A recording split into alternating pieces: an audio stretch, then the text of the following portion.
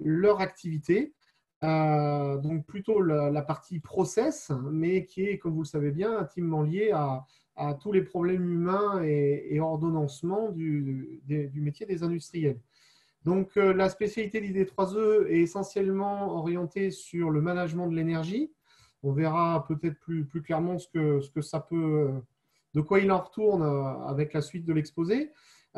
Si on travaille sur l'énergie, ça veut dire qu'on touche à des équipements qui consomment de l'énergie. Donc, on a des achats à faire, des travaux à gérer. Et donc, j'interviens assez régulièrement sur cette partie travaux, soit pour apporter une ressource finalement qui va contribuer à la réussite d'un projet, soit comme expert et force de proposition pour résoudre un problème qui peut être lié aux travaux eux-mêmes, comment les faire en temps et en heure, ou problème technique, il y a un problème en production, il faut trouver une solution. Alors, dans le cadre de mon métier, que ce soit pour le management ou pour la gestion de travaux et la résolution de problèmes, il se trouve que je suis amené à faire beaucoup de mesures ponctuelles ou de mise en place de systèmes sédentaires pour pérenniser le suivi d'une activité. Et s'il y a mesure, il y a aussi collecte de données déjà existantes sur le site et analyse de ces données-là pour générer de la valeur. C'est ce dont je vais vous parler derrière.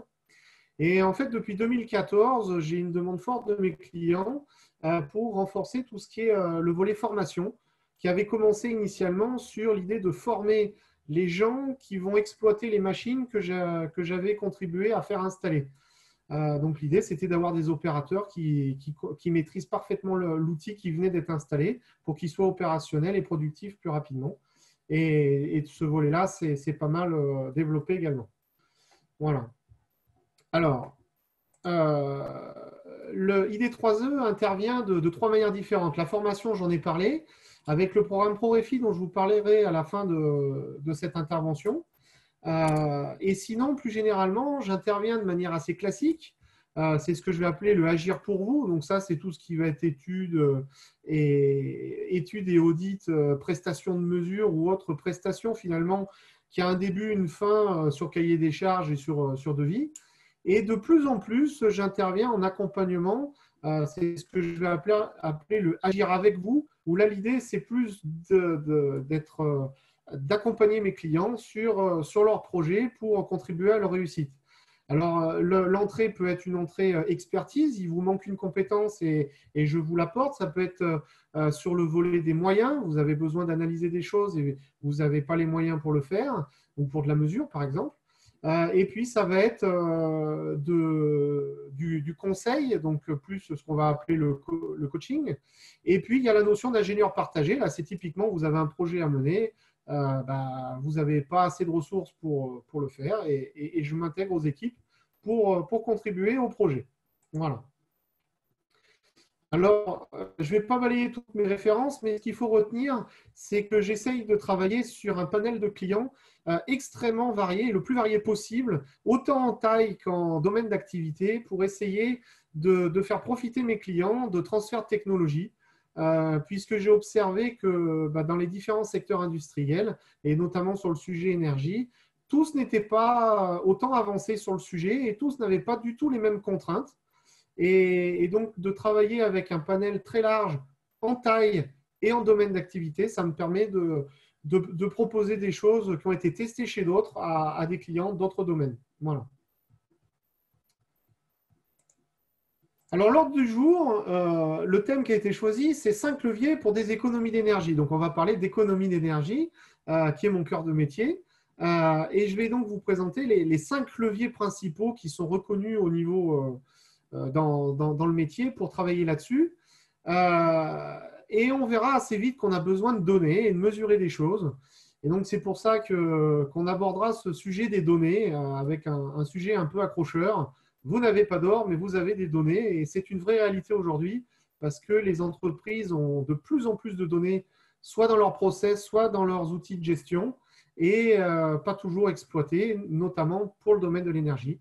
Et je vous parlerai ensuite d'un programme de formation national, le programme ProRefi, qui a entre autres comme caractéristique d'être gratuit pour la plupart des industriels.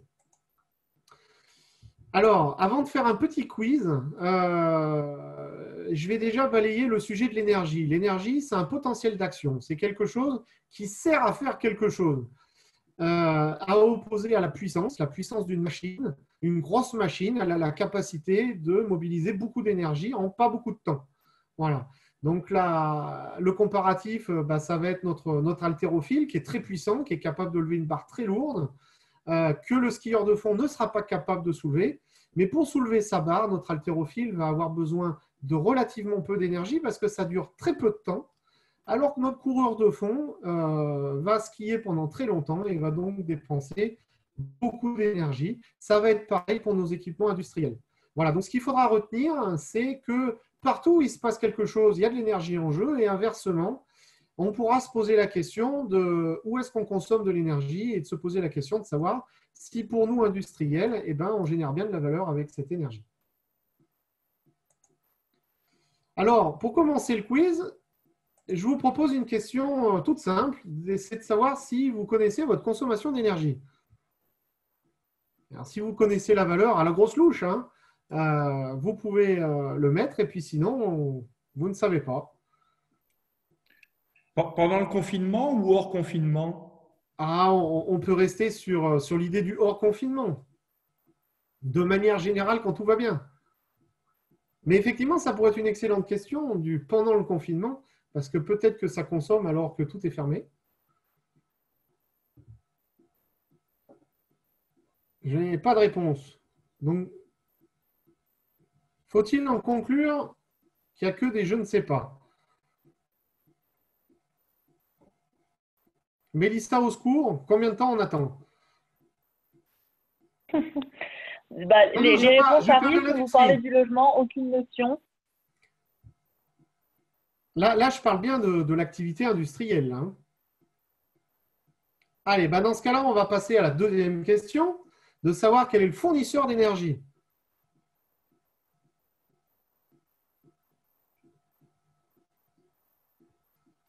Ah, donc là, il y a un petit peu plus de certitude, mais on notera donc que la consommation est peut-être un point d'interrogation.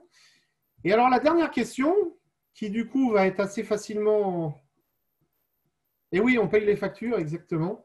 Mais donc, du coup, la dernière question, qui me paraît être la plus pertinente de tous, c'est de savoir si vous avez idée du poids que représente l'énergie sur le chiffre d'affaires ou, encore mieux, le BE, quelque part, là, tout ce qui pourrait se rapprocher de la marge que fait l'entreprise.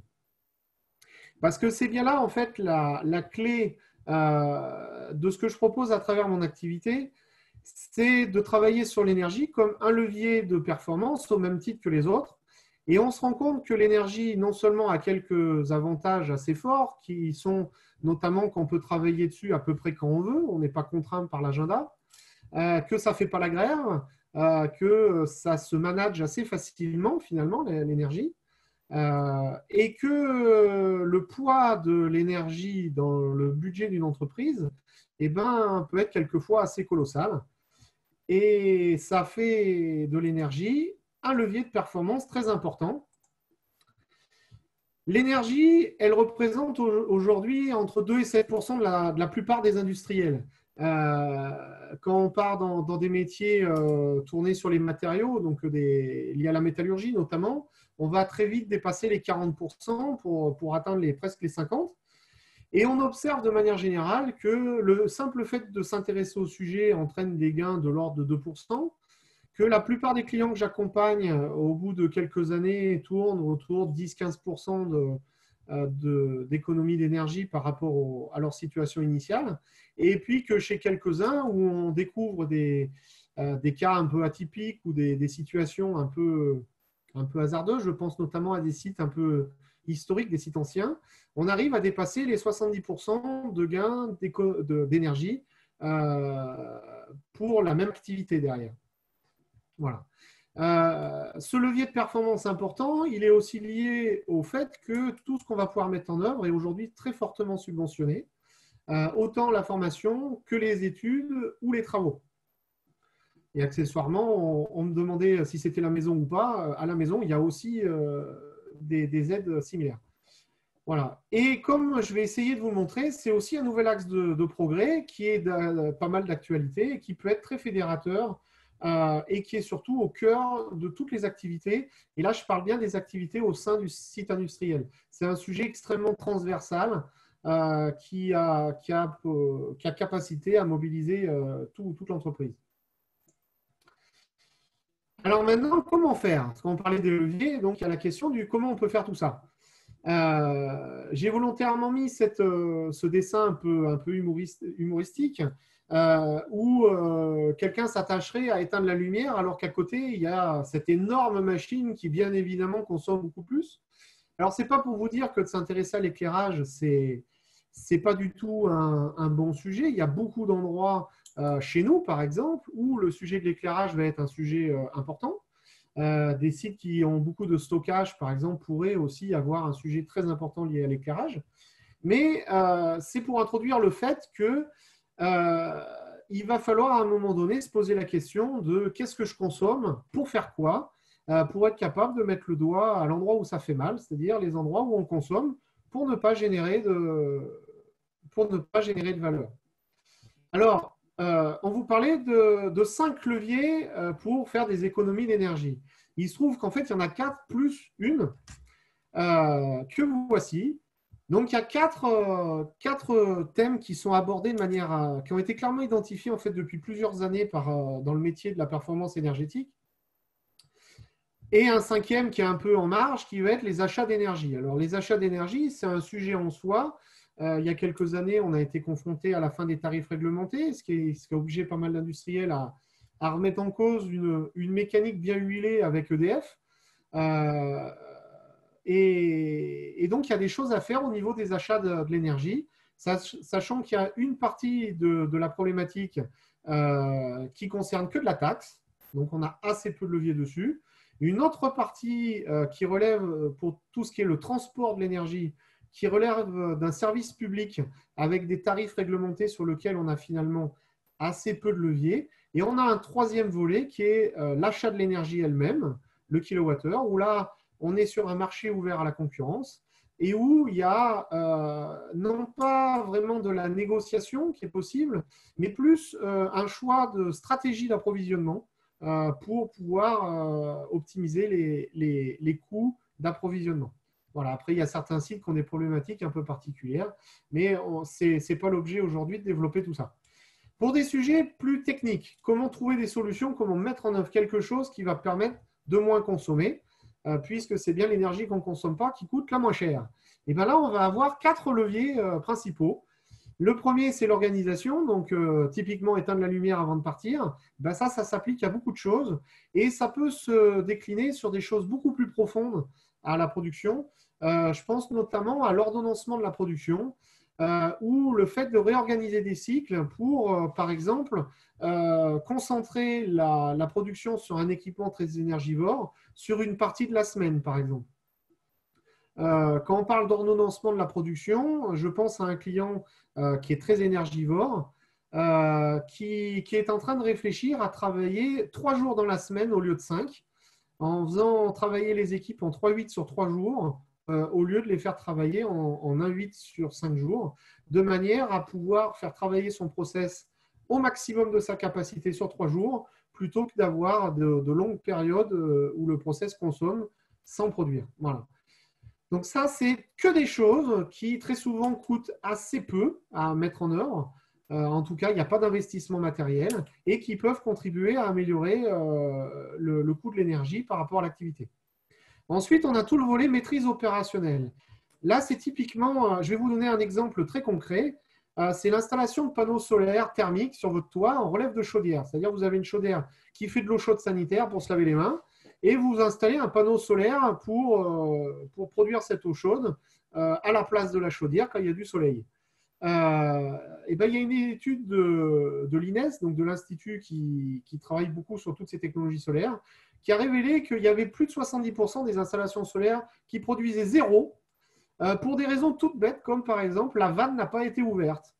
Et donc le panneau solaire, il produit zéro, et comme il y a une chaudière en relève qui est là pour prendre le secours quand le panneau ne produit pas, et ben, personne ne s'en rend compte. parce que de l'eau chaude, on en a. Il y a une chaudière qui est là pour prendre la relève. Donc, tout ce qu'on va appeler la maîtrise opérationnelle, c'est tout un tas de contrôles ou de systèmes d'alarme ou d'opérations de nettoyage qu'on va mettre en œuvre pour pouvoir garantir la performance d'un équipement. L'aspect technique maintenant, celui-là, c'est celui qui fait le plus peur et c'est normal parce que c'est là qu'on va sortir le portefeuille. C'est le volet où on va remplacer une machine par une machine plus performante. C'est-à-dire qu'on fait toujours pareil, notre métier, mais on va prendre une machine qui a des performances meilleures pour faire ce travail-là. Et on en arrive au quatrième volet, le volet conception, où là, on va faire autrement pour moins consommer. Donc, par exemple, je vais vous donner un exemple d'une entreprise de plasturgie qui fait des pièces pour l'automobile, qui a un site qui fabrique des petites billettes de couleur à la bonne couleur. Donc, ils partent de poudre de plastique. Ils fabriquent une espèce de grand spaghetti en plastique qui coupe en petits bouts. Et ce spaghetti en plastique, il est livré à un autre site qui, lui, va refaire fondre les petites billettes de plastique pour fabriquer les pièces qui sont ensuite livrées aux clients. Et bien, ces gens-là, ils se sont tout simplement rendus compte que si ils fabriquaient le plastique à la bonne couleur et que dans la foulée, ils injectaient la pièce, et ben, ça leur évitait de fondre 2 fois la matière et que sur le papier, ils divisaient par 2 leur consommation d'énergie. Et en pratique, ils sont arrivés à 45% sur une partie de leur production. Voilà. Donc là, c'est le fait de repenser l'outil de production. Voilà. Les 5 leviers, ils vont être ici. Et alors, pour illustrer un peu tout ça, je vais vous donner quelques exemples. Alors, exemple numéro 1, je parlais du nettoyage des filtres. Là, vous avez la photo d'un échangeur sur une pompe à chaleur, donc sur une climatisation, qui est complètement encrassé par des pollens de peupliers et diverses cochonneries. Et bien, ce fait a pour conséquence que la machine va travailler dans de mauvaises conditions. Est-ce qu'on va le voir? Non. On ne va pas le voir parce que la machine, elle va réguler, elle continuera à faire du froid, elle continuera à faire ce qu'elle a à faire, mais elle marchera dans de moins bonnes conditions. Et du coup, pour nous fournir le même froid qu'avant, elle va consommer plus. Voilà. Donc là, on est dans un exemple typique de choses où on peut gagner rien qu'en faisant un nettoyage. Voilà. Un autre exemple, ici, un laveur d'air. Donc ça, c'est quelque chose qu'on rencontre pas mal dans toutes les industries de traitement de surface ou d'électronique qui ont des fumées polluées à filtrer, à traiter avant rejet à l'atmosphère. Sur le site d'où est issue cette photo, vous avez ici un équipement qui représente 52% de la consommation d'énergie du site. Uniquement parce qu'il y a des énormes ventilateurs qui tournent en permanence. Eh bien, 2 opérations conjointes. La première qui consiste à mettre en place des variateurs de vitesse sur les ventilateurs et d'autre part, un travail d'organisation pour faire en sorte que les aspirations ne soient mises en service que quand elles ont un polluant à extraire. Ça a permis de réduire de plus des 2/3 la consommation de cet équipement-là. Ça a aussi eu un impact très fort sur le chauffage du bâtiment.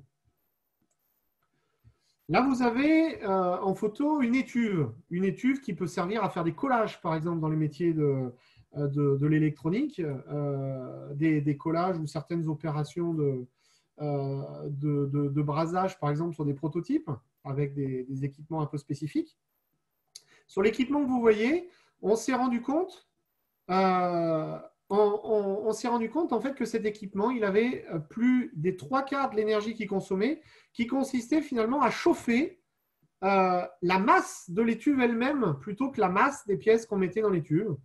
Et donc là, le client a fait fabriquer une étuve qui avait une très faible inertie thermique, de manière à ce que l'énergie qu'il mettait dans l'étuve aille directement dans les pièces et ne serve pas à chauffer l'étuve elle-même. Voilà. Et là, on a un autre exemple pour montrer le côté systémique finalement de tout ça, avec des bacs de solvant. Donc, des bacs assez simples finalement, où des opérateurs viennent nettoyer des équipements ponctuellement à la demande.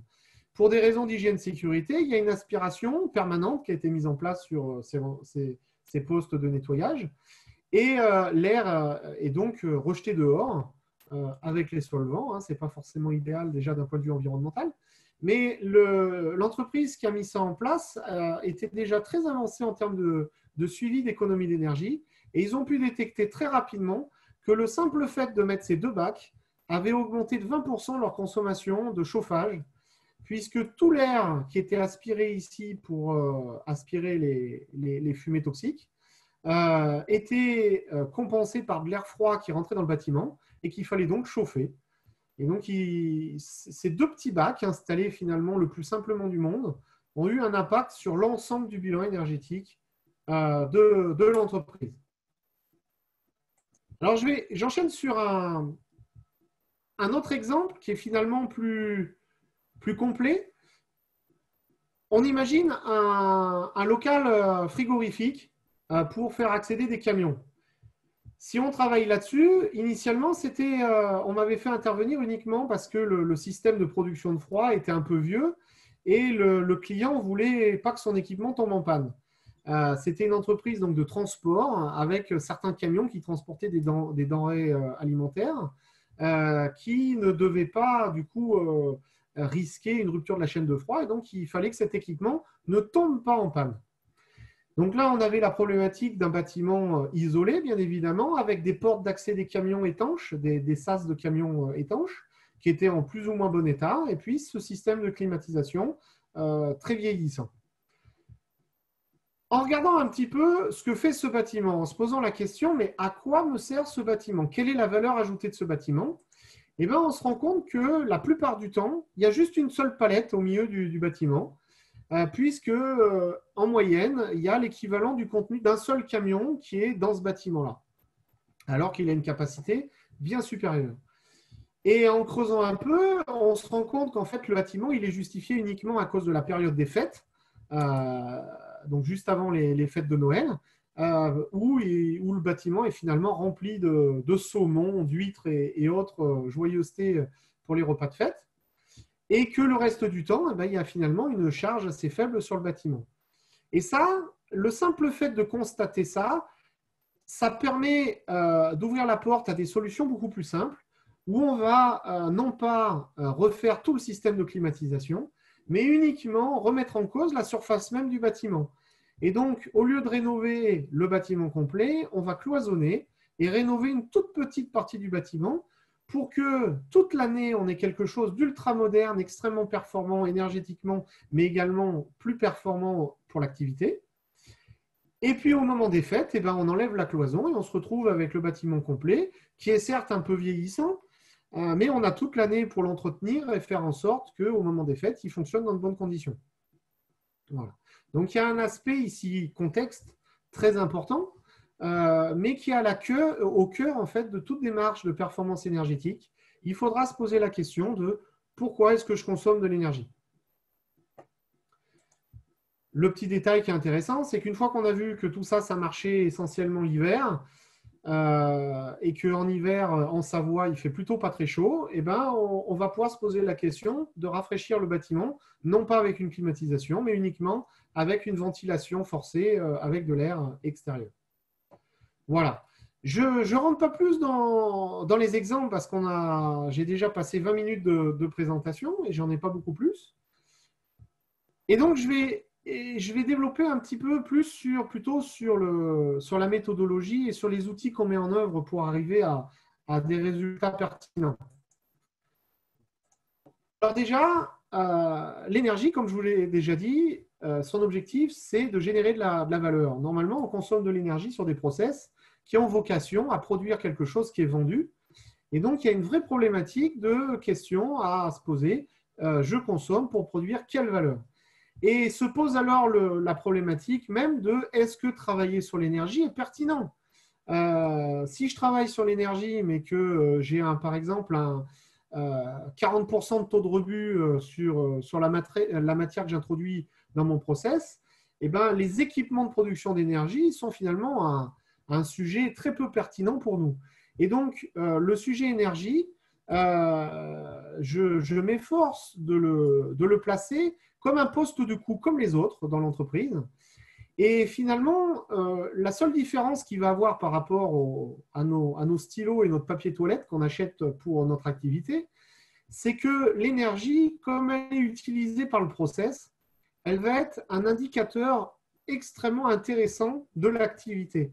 Et donc, en mesurant l'énergie, on va être en capacité non seulement de savoir ce qu'on consomme, bien évidemment, mais on va aussi être en capacité de suivre notre activité et de suivre les endroits où on dépense de l'énergie, donc où il se passe quelque chose dans notre activité. Et donc, on va être en capacité de remettre ça en cause, de l'optimiser, etc. Donc, c'est là qu'ID3E met en œuvre beaucoup d'instruments de mesure, en ponctuel ou en sédentaire, comme je vous disais. Donc là, vous avez quelques exemples.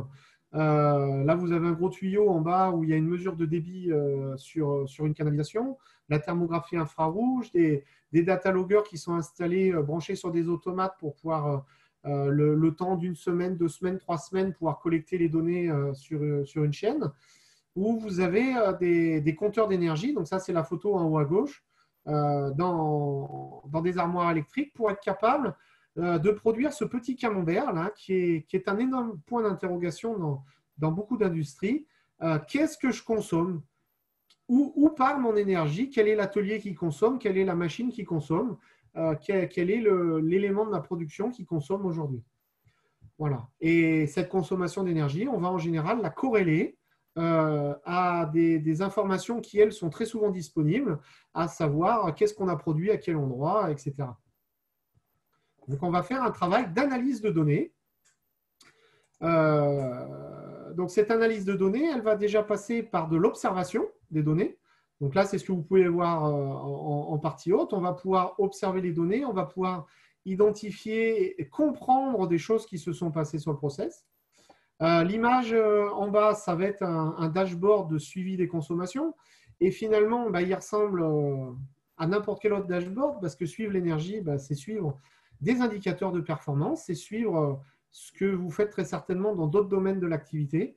Et donc, comme je disais, l'énergie, ce n'est rien d'autre qu'un autre poste de coût qui a en plus l'intérêt d'être un révélateur de l'activité de l'entreprise.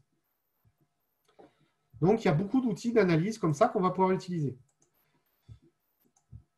Communiquer et manager le progrès. Alors là, on est dans un niveau d'analyse qui est nettement plus profond.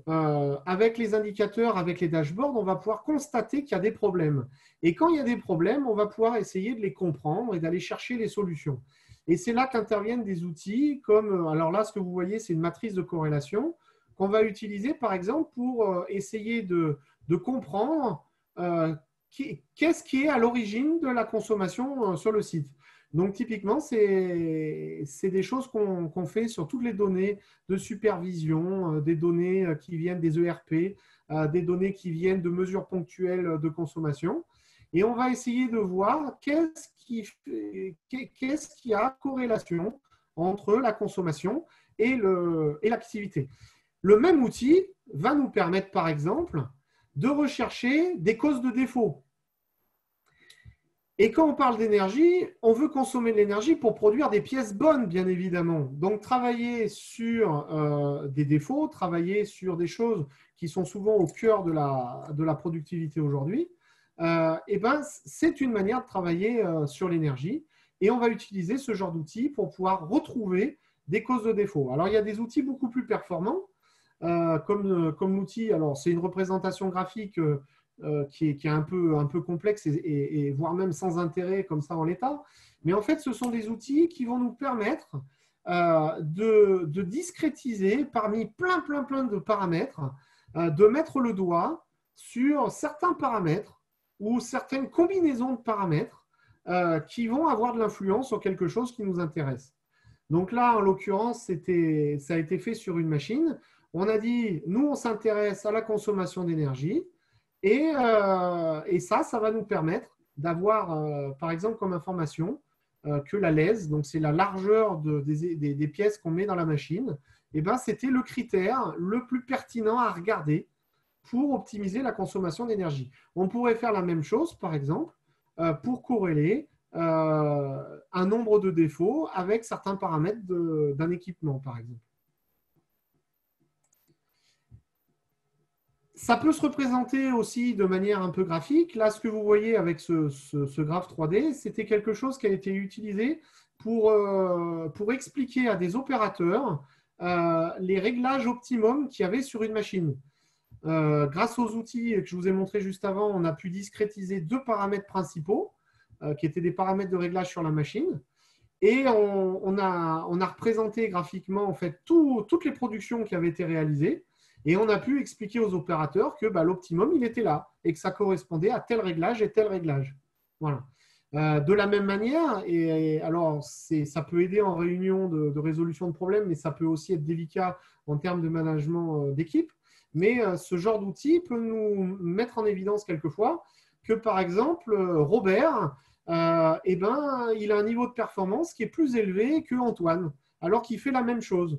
Et en regardant du coup comment fait Robert et comment fait Antoine, on arrive comme ça à mettre le doigt sur un nouvel axe de progrès qui est directement lié à la manière de faire et qui peut donc faire l'objet de formation en interne ou de travail en équipe pour améliorer des choses sur le process. Voilà, j'en ai fini sur ce que je voulais vous dire sur la démarche de l'amélioration de la performance énergétique et finalement de la performance industrielle au sens large grâce aux données. Et pour conclure, je vais juste vous parler d'un programme national qui s'appelle le programme ProRefi, qui est un programme qui a été lancé par la DGEC et par l'ADEME et qui est porté par l'Association technique énergie-environnement, qui est en gros le conseil de l'ADEME et du gouvernement sur les questions liées à l'énergie et à l'environnement, et qui est financé par les certificats d'économie d'énergie par les deux plus gros obligés que sont EDF et Total. C'est un programme qui vise à former 3000 référents énergie en industrie, donc de former des gens qui, dans l'industrie, dans l'entreprise, vont être en capacité d'identifier des projets et de les porter, de les financer, de les concevoir, de les valider, de manière à ce que dans les industries, des projets concrets, avec des résultats concrets, puissent émerger et être validés. Donc cette formation, elle est très innovante puisqu'elle se base sur un parcours en 3 parties. Un MOOC sur Internet pour voir ou revoir des notions techniques liées à l'énergie, ce qui permet notamment d'avoir des stagiaires de profils très différents. On va pouvoir avoir des gens très techniques, mais également des dirigeants, des gens HSE, des gens aux achats, par exemple, qui auront un niveau technique moins élevé. Et qui vont se mettre à niveau finalement sur des prérequis nécessaires au reste de la formation. Il y a un présentiel derrière qui est classique sur 2 jours. Et ensuite, chaque stagiaire est suivi individuellement par un accompagnateur, un formateur accompagnateur, sur son site industriel pour travailler sur des sujets très concrets pour l'entreprise, de manière à ce que le référent énergie puisse continuer son activité de manière opérationnelle en ayant levé finalement les freins principaux sur son site. Voilà. ID3E fait partie des 12 organismes de formation qui ont été habilités par le gouvernement pour dispenser ce programme de formation. Donc, l'objectif du référent énergie, en fait, c'est d'être un porteur de projet, donc d'être capable d'identifier des choses à faire, d'être capable de faire de la veille, d'être capable de faire interagir les bons acteurs pour mener les projets, et puis être capable de suivre et valider la performance de ce qui a été mis en place, donc de faire du reporting à sa direction, et puis d'être capable de valider le bien fondé d'une action avant de la lancer et de la financer. Voilà, donc c'est vraiment une formation qui vise à faire des chefs de projet sur des sujets énergie. Donc le programme, j'en ai déjà parlé, avec un MOOC sur Internet, un stage présentiel de 2 jours et l'accompagnement, avec deux petits détails en plus que je vais rajouter. Le premier, qui est que le stagiaire, dès le début de la formation, bénéficie d'un tutorat. Ah, qu'est-ce qui s'est passé? Voilà. Bénéficie d'un tutorat. Il a un formateur qui va l'accompagner sur l'ensemble du parcours pour l'aider à lever des problèmes éventuels qu'il aurait pendant le parcours. Et il y a des modules complémentaires éventuellement pour compléter la formation sur d'autres personnes. Un exemple, par exemple, qui est beaucoup pratiqué en ce moment. Si on a un responsable maintenance qui suit la formation et qu'il identifie qu'au niveau des achats, il y a un besoin de formation, et ben, l'acheteur, par exemple, pourra bénéficier d'un module de formation.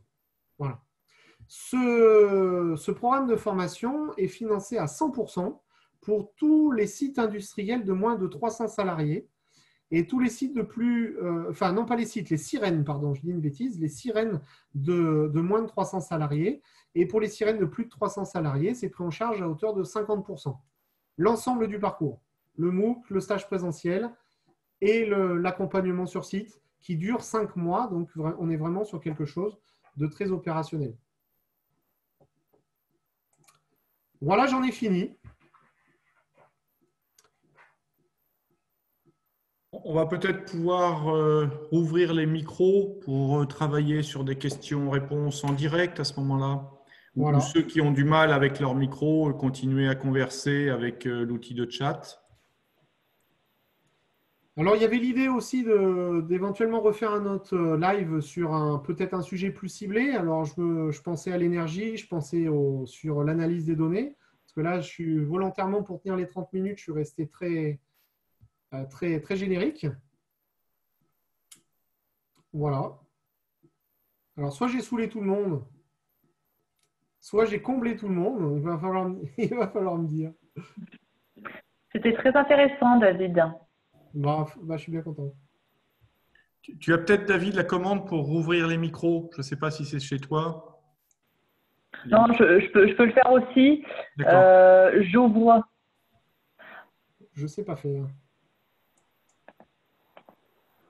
Alors, c'est bon, j'ai ouvert, sachant que ceux qui n'ont pas de micro sur leur ordinateur, on ne pourra pas les entendre. Alors, Monsieur Lepel, si vous voulez essayer de prendre la parole, la dernière fois, on vous entendait, mais c'était un peu de loin.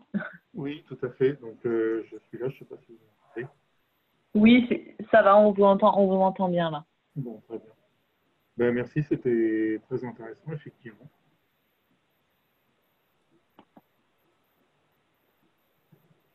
Est-ce que alors, je ne sais pas de quelle entreprise vous êtes. C'est un sujet que vous découvrez aujourd'hui ou vous êtes venu là parce que c'est un sujet qui vous intéresse? Oui, donc en fait, donc, je suis de la société Vionir. On est équipementier automobile dans l'électronique, donc des produits de sécurité. En grande partie capteur de choc, calculateur airbag, et on va de plus en plus vers de l'assistance à la conduite jusqu'à la conduite autonome. Moi, personnellement, je suis donc responsable de la protection contre les ESD. C'est ce qui m'a amené en fait à suivre ces séances. Et je suis aussi responsable du laboratoire de métrologie. Je continue à suivre un peu tous les sujets parce que c'est des sujets qui sont souvent intéressants, surtout de culture industrielle. Ce sujet-là, effectivement, je le découvre. Et comme je suis toujours intéressé par l'économie d'énergie, je suis assez attentif à ce genre de sujet. C'est ce qui m'a motivé en fait à participer. Voilà.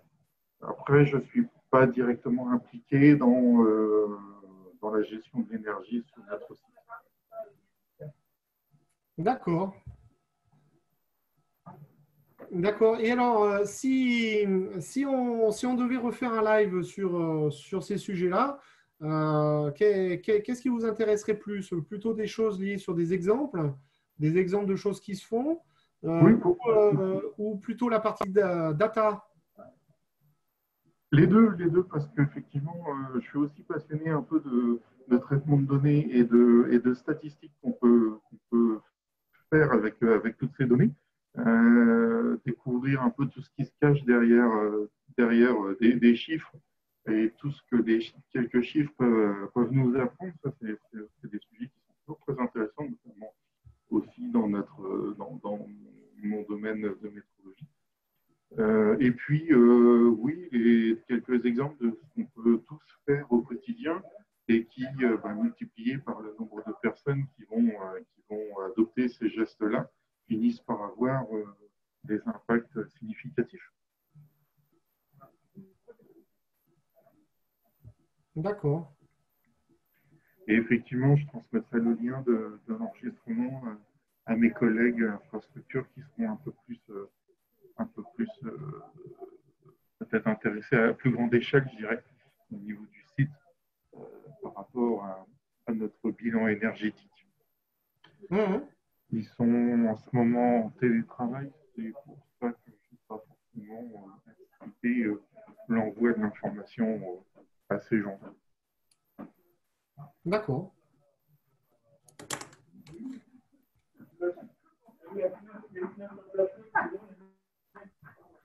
J'entends très très mal là.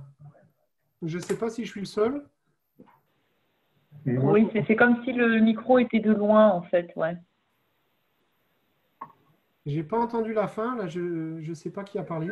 Ouais, j'ai un peu de monde là autour, j'ai peut-être eu un petit peu de bruit. Je ne sais pas si vous m'entendez toujours. Là, j'entends très bien, là. D'accord, ok. Donc, je ne sais pas à partir d'où vous ne m'avez plus entendu.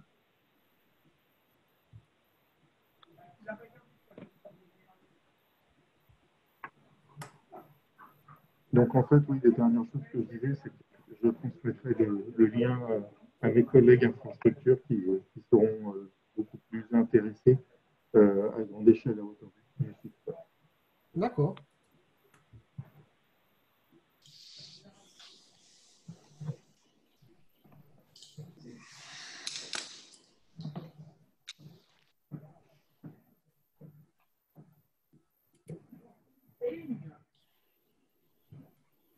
David, on va peut-être s'arrêter là, puisqu'en fait, on a répondu on a fait parler Monsieur Lepel, puis on le remercie Merci. d'avoir avancé avec nous sur De ce rien, sujet. merci à vous. Voilà. Et puis, à la limite, on vous attend, vous et vos équipes, peut-être demain déjà, sur un sujet plus général, et puis semaine prochaine. Et n'hésitez surtout pas. Mélissa, tu as d'autres points à donner avant de conclure? Non, rien de plus qu'hier, vu que voilà, les mêmes personnes étaient présentes. Donc voilà, pas d'informations supplémentaires. Ok. Eh bien, merci et bonne journée. Merci à tous, Merci. bonne journée. Merci, au revoir.